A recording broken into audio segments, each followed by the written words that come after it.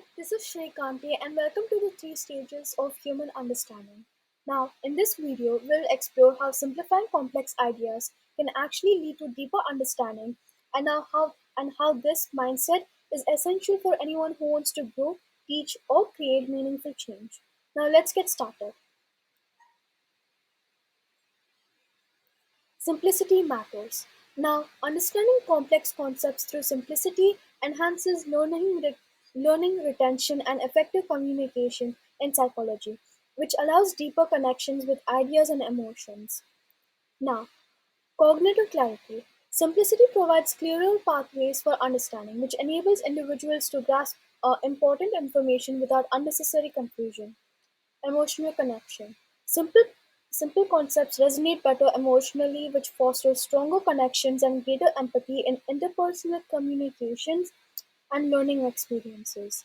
And enhanced retention. Simple ideas are easier to remember, which leads to better long term retention and application in real life situations. But before I move on to the next slide, let me start off with the basic truth. Now, complexity can often create confusion. Many people think that if something sounds complicated, it must be either sounding smart or valuable. But the real impact comes from the clarity. Now, to explain something simply, you have to understand it deeply. Simplicity is not just about dumping things down, it's about making ideas more accessible. Now, this is the learning loop. We begin with a curiosity, which basically means simple questions. Now, and then we enter to the complex phase where we study, reflect, and analyze. But the growth doesn't stop there. True mastery is when we can circle back and explain what we have learned in simple concepts. That's the moment we are able to pass on to the real insight.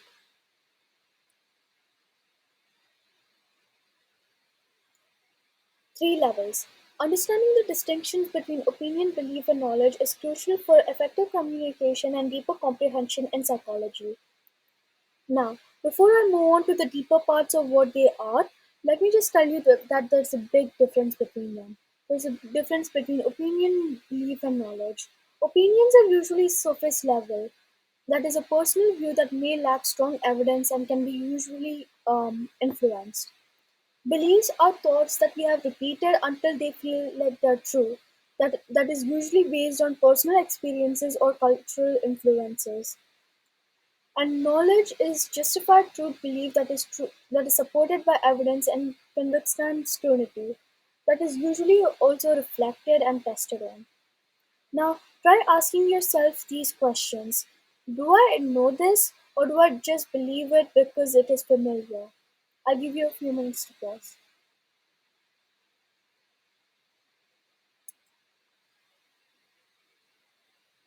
Now, the importance. Distinguishing between levels of understanding is crucial for effective communication and deeper insights into our belief, opinion, and knowledge. Now, this matters because beliefs, when unexamined, can actually hold us back, and they may be based on outdated or false assumptions. And now, growth comes when we're actually willing to question our beliefs and reflect critically and accept that sometimes what we think is true might not actually be true. And then connection. Building connections requires recognizing the differences in perspective, which enhances the meaningful interactions. Now, let's talk about the wise mind. It's a model that includes the three parts which I have talked about it in the last video. Emotional mind, which reacts based on feelings. Rational mind, which only relies on the logic, and the wise mind, which basically balances the both of them. Now, the wise mind helps us respond rather to react, and that's what the truth and clarity mean.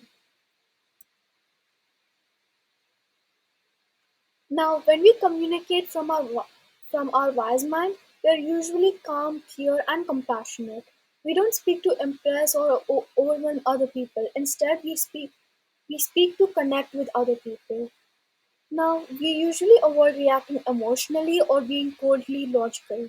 Our goal isn't just to pass information, but it is used to help others truly understand. Now, and these three parts will help you.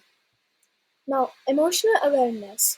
Recognizing and validating emotions allows for a deeper connections and enhances understanding during discussions. Simplicity in language. Using straightforward language promotes clarity and ensures that the important ideas are communicated effectively.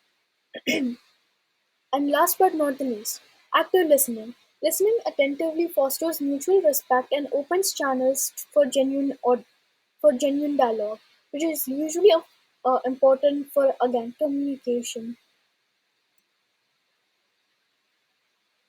But here's the thing: knowledge that can be explained simply is just trivia. But knowledge that can be shared, that becomes the power. And wisdom grows when it spreads around. And the best way to make it spread is to make it understandable. And now these factors will help you. And then first, firstly, the retention factors. Knowledge that stays is often deeply understood and personally relevant, which allows for a meaningful connections. Communication style. Effective communication of ideas can significantly affect whether knowledge spreads or remains stagnant in audiences.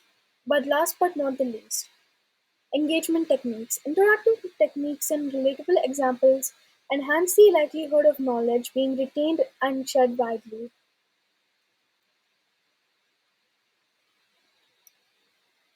Okay, these are the other three factors that helps you teach simply instead of complex.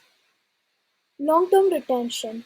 Clear and simple concepts help students retain information longer and applied effectively in real-world situations. Now, intergenerational learning. Simplifying complex ideas promotes better communication between different age groups, which enhances the collaboration and mutual understanding. And last but not the least, empowered learners. Students who grasp concepts become motivated to explore and engage in deeper learning independently. Now, think about the impact that you can make. If you can take what you have learned and pass it on in a way that others can use, you're contributing to something bigger than yourself. Every generation has the chance to help avoid mistakes and build smarter. And it starts with simplifying of what we know. So, here's our final takeaway: learn deeply and reflect honestly and communicate simply. Now, try to be a bridge between the complex and the clear, and always ask yourself, can I explain this to a 12-year old? And that's when you know you truly understand. And I hope you guys like this video. Thank you for watching. Bye.